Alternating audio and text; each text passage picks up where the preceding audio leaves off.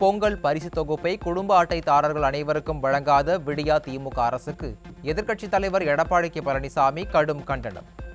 பொங்கல் பரிசு பணம் தொகுப்பை அனைவரும் பெற்றுக்கொள்ளும் வரை தொடர்ந்து வழங்க வலியுறுத்தல். பொங்கல் பரிசு பணத்தை அரசுக்கு திருப்பி அனுப்பிவிட்டதாக ரேஷன் கடை ஊழியர்கள் கூறுவதால் குடும்ப அட்டைதாரர்கள் அதிர்ச்சி. 25% மேலானோர் பொங்கல் பரிசை வாங்காத நிலையில் 5 நாளில் நிறுத்திய விடியா அரசுக்கு எதிர்க்கட்சித் தலைவர் கண்டனம். அதிமுக ஆட்சியில் கொண்டு வந்த திட்டங்களை பட்டியலிட்ட போது ஒரு திட்டத்தையாவது கொண்டு வந்தோம் என விடியா திமுக சொல்ல முடியுமா? பொள்ளாச்சி அருகே நடைபெற்ற புரட்சித் தலைவர் எம்ஜிஆர் பிறந்தநாள் பொதுக்கூட்டத்தில் முன்னாள் அமைச்சர் SP வேலுமணி கேள்வி. திமுக இருக்கிற திமுக இன்னைக்கு வந்திருக்கிறீங்க, முதலமைச்சர் இருக்கிறீங்க, இன்னைக்குதான் உங்க இளைய தலைவர் உதயநிதி ஸ்டாலின் சொல்லுங்க பார்க்கலாம், ஒரு திட்டம் வாங்கி கொடுத்து சொல்லுங்க பார்க்கலாம். ஒரே ஒரு திட்டம், இவ்வளவு திட்டம் அடிக்கிற ஒரே ஒரு திட்டம் திமுக ஒரு திட்டம் நீ கொண்டு சொல்லு பார்ப்போம். எதுவுமே செய்யாம 3 வருஷம் ஓட்டிட்டான். மின் கட்டண உயர்வால் அனைத்து தொழில்களும் சீரழிந்து விட்ட நிலையில் புதிதாக தொழில் ஈர்ப்பு மாநாட்டை பொம்மை முதலமைச்சர் நடத்தியிருப்பது வேடிக்கை. முன்னாள் அமைச்சர் SP வேலுமணி கடும் விமர்சனம். இன்னும் கரண்ட் பில் தொழிலாளர் யார் தொழில்களும் செய்ய முடியுங்க? பாத்தீங்கன்னா இந்த தேங்காய் மஞ்சில் நிறைய ஃபேக்டரிலாம் இருக்கு, யார் தொழில் செய்ய முடியாது. PKவர்ஸ் சொல்லி 8 மணி நேரம் போட்டிருக்காங்க.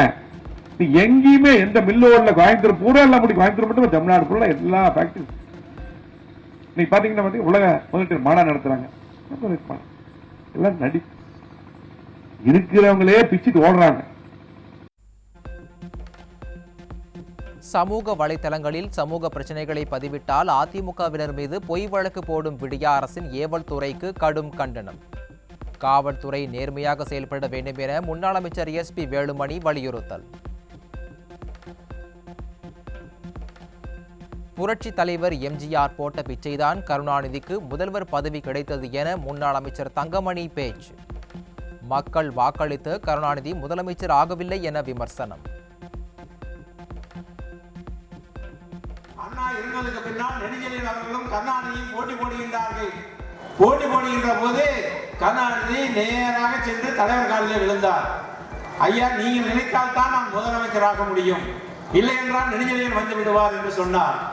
தலைவர் அவர்கள் பார்த்தார், ஏதோ நல்லவர் போல காலெல்லாம் வந்து விழுகிறார், கேட்கின்றாரு என்று சொல்லி அன்றைய தினம் தெரியாமல் செய்த தவறின் காரணமாகத்தான் ஒரு விபத்திலே முதலமைச்சரானவர் தான் கருணாநிதி.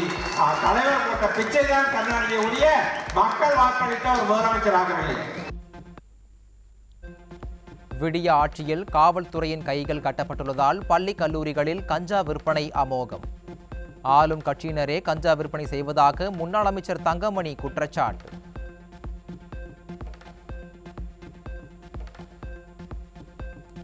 மக்கள் ஆட்சி என கூறிக்கொண்டு மன்னர் ஆட்சியை பொம்மை முதலமைச்சர் புகுத்துவதாக முன்னாள் அமைச்சர் RB உதயகுமார் கடும் விமர்சனம்.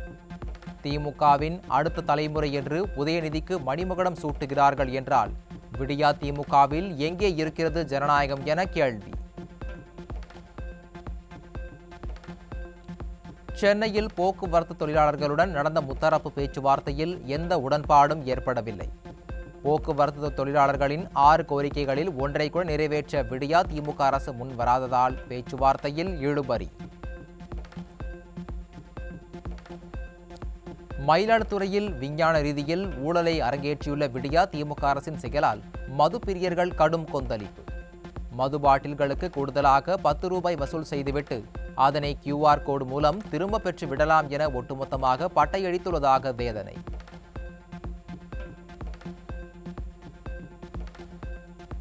ரமணா திரைப்பட பாணியில் பெண் இறந்துவிட்டார் என்று கூறிவிட்டு மீண்டும் உயிரோடு உள்ளதாக தெரிவித்து சிகிச்சை.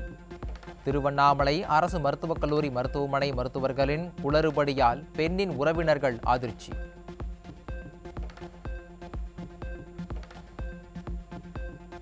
சென்னை தரமணி அரசு டாஸ்மாக் கடையில் கூடுதல் விலைக்கு மது விற்பனையை தட்டி கட்ட இளைஞர்களிடம் விற்பனையாளர் அலட்சிய பதில். கூடுதல் விலைக்கு மதுபாட்டில் விற்றால் நடவடிக்கை பாயும் என கூறிய திமுக அமைச்சர் எங்கே என மதுப்பிரியர்கள் ஆவேசம். தஞ்சாவூர் மாவட்டம் பட்டுக்கோட்டை அருகே சாலையோர தடுப்புச் சுவரின் மீது வேன் மோதிய விபத்தில் 4 பேர் உயிரிழப்பு. தூத்துக்குடியில் இருந்து வேளாங்கண்ணிக்கு சென்று கொண்டிருந்த போது நேர்ந்த பரிதாபம்.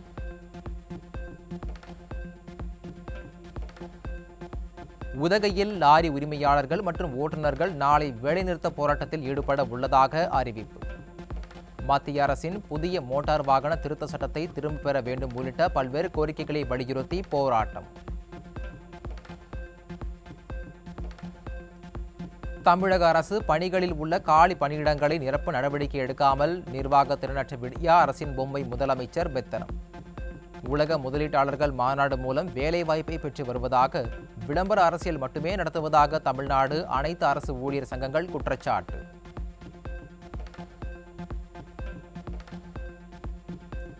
திருச்சி ஸ்ரீரங்கம் கோவிலில் தூய்மை பணியில் ஈடுபட்டுள்ள பணியாளர்களுக்கு மாநகராட்சி குப்பை வண்டியில் உணவு எடுத்துச் சென்ற அவலம்.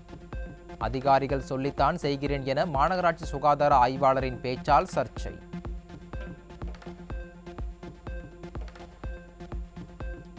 கன்னியாகுமரி இரச்சகுளம் சுற்றுவட்டார பகுதியில் சிறுவர்கள், இளைஞர்கள் கஞ்சா போதையில் சுற்றி திரிவதால் பெண்கள் அச்சம். புகார் அளித்தும் போலீசார் நடவடிக்கை எடுக்காததால் காவல் கண்காணிப்பாளரிடம் புகார் மனு.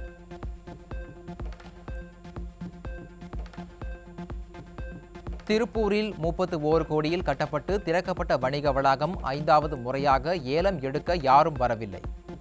நிர்வாக திறனற்ற விடியா அரசின் பொம்மை முதலமைச்சர் திறந்து வைத்த வணிக வளாகம் மூடப்பட்டு வீணாகும் அவல நிலை. தர்மபுரி நகரில் ஜவுளி கடையின் மேற்கூரை உடைத்து 15 லட்சம் ரூபாய் பணம் கொள்ளை. விடியா ஆட்சியில் சர்வசாதாரணமாக நடைபெறும் கொள்ளை சம்பவங்களால் மக்கள், வியாபாரிகள் அச்சம்.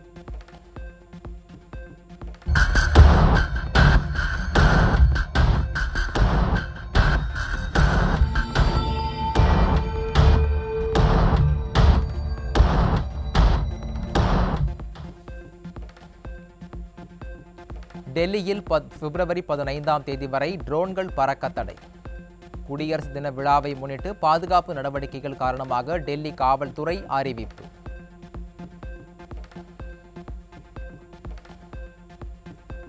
கர்நாடக உயர்நீதிமன்ற தலைமை நீதிபதி பிரசன்னா பி வர்லேவை உச்சநீதிமன்ற நீதிபதியாக்க கொலிஜியம் பரிந்துரை. உச்சநீதிமன்ற தலைமை நீதிபதி DY சந்திரசூட் தலைமையிலான கொலிஜியம் கூட்டத்தில் முடிவு.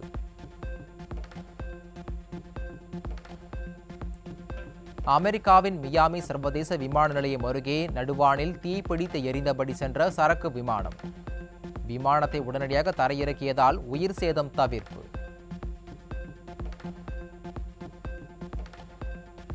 இந்தியா, அமெரிக்கா, சீனாவை தொடர்ந்து 5வது நாடாக நிலவில் வெற்றிகரமாக தரையிறங்கிய ஜப்பானின் லேண்டர்.